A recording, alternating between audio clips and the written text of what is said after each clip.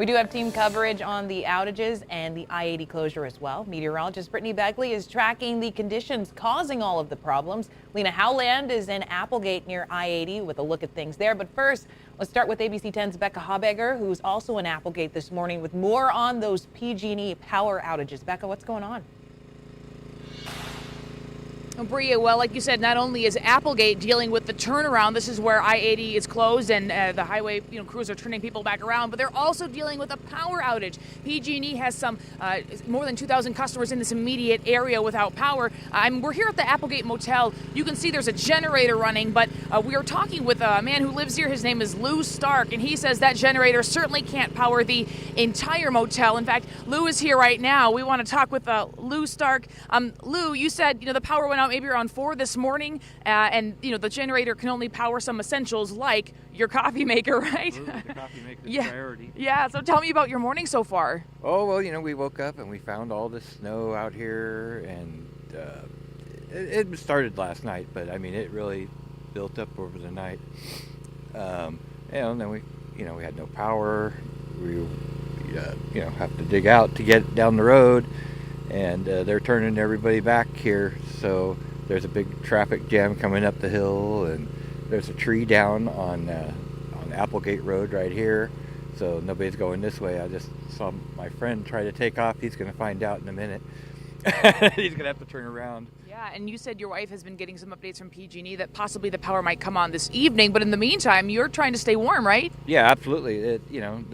We can't run heaters. Everything's electric here, at least on our side. So that's how that is. Yeah, and you said you've lived here since the early 90s. I believe you said 1990. Yeah, I moved up here. I lived in Weimar in 90, and we had a big storm then. That was a big, big storm.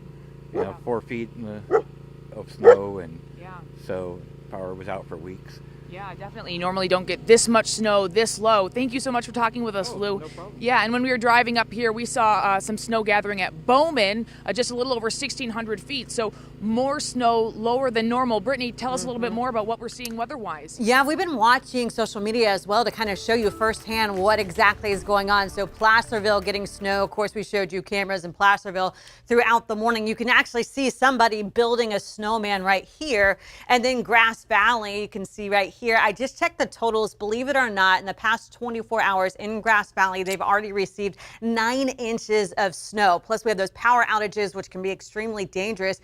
With that freeze watch happening tonight, some lows, especially in the Grass Valley area, could be in the 20s, and that could be extremely dangerous. So keep that in mind and be on the lookout for power lines down as well with all that heavy snow, tree branches falling, and the power lines. So snow totals so far in the past 24 hours, Grass Valley 9 inches, North Star 35, and Homewood 36. So we are off to a busy start as we just showed you. Now, as we take a look at radar, the green is rain. Earlier this morning, we were dealing with rain in the valley, but it's really this pink. This right here is showing that rain ice mix right here as temperatures change. And as it goes into Tahoe, we're looking at all of that snow. So that's really the theme as you head out. Now, Sacramento right now, 48. You can see Auburn 39, Marysville 48, but it really is the wind dropping down those temperatures. So it's actually going to feel a little bit colder than what it is. Placerville 10 and Stockton, we're looking at 10. So regional, you can see right here, Valley 48, Hills 42, and Sierra 25, but those winds dropping it down, and a lot going on in the mountains. Lena, even this morning, a portion of 50 shut down, a portion of 80, and it still looks like a snowy mess behind you. Yeah, just a bit, Brittany. It is still snowing right now. We are at I-80 near Applegate, and this is where the highway is closed. If you take a look right over here on this shoulder, you'll see many cars pulled over here because of that closure. That's where folks are being turned around. I-80 is closed from Applegate all the way to the state border. Now, I just got off the phone with Caltrans, and they say because of down trees and down power lines, there is no estimated time of reopening. Truck driver Jerry Villanueva knows a thing or two about getting stuck. I've been here for almost over 24 hours. Told he couldn't go any further on I-80 at Applegate by Caltrans on Sunday morning. As Highway 50 was also forced to close because of whiteout conditions, he chose to wait it out and ended up having to spend the night in his truck. and he says it's hurting his bottom line. If I'm not moving, I'm not making any drops. I'm not making any pickup on loads, and so I'm not making any money. I'm just at standby, and so the thing of it is like they need to get these roads opened up, you know, to get truckers moving. And he wasn't alone. So where are we going? I'm going to Reno. And how's that working out? Ain't working out great, obviously. Caltrans says I-80 is closed because of both downed trees and downed power lines, and getting a high volume of snow in such a short amount of time. There are downed trees at multiple locations. There are downed power lines at multiple locations. In some areas, we only have one lane width cleared for vehicles. And when that occurs, we typically do not open the roadway because if there's an incident, nobody is getting through.